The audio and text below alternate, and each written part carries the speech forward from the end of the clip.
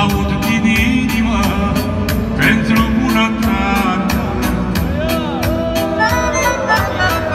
Mai ție mă gândit, ție, Doamne, mă supun pentru bunătatea.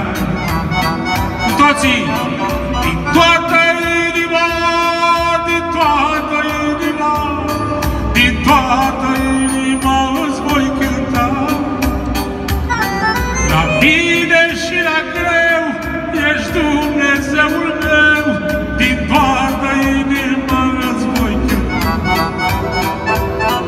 Din toată inima, din toată inima, din toată inima îți voi cânta.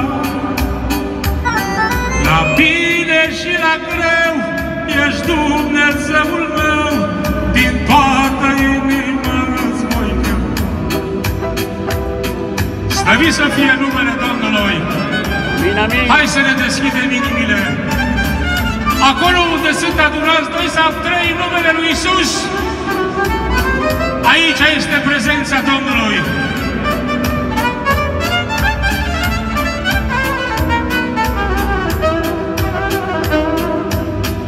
Înaintea celor sfinți, Doamne, între Dumnezei, Tu ești cel mai minunat.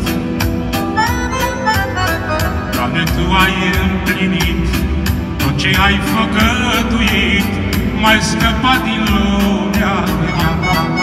Cu toții, din toată inima, din toată inima, din toată inima îți voi cânta.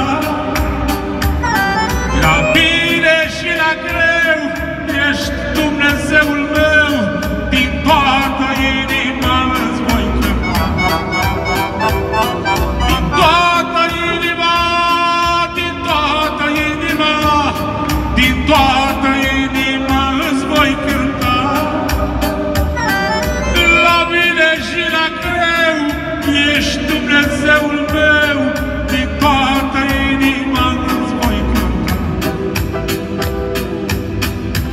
Îi voi cânta lui Dumnezeu toată viața mea când vom mai trăi pe pământul acesta. Slăvit să fie numele!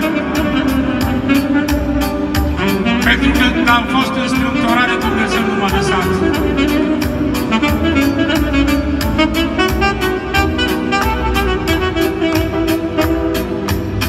Doamne, eu când am chemat, m-ai primit, m-ai ascultat, m-ai primit, m-ai ascultat.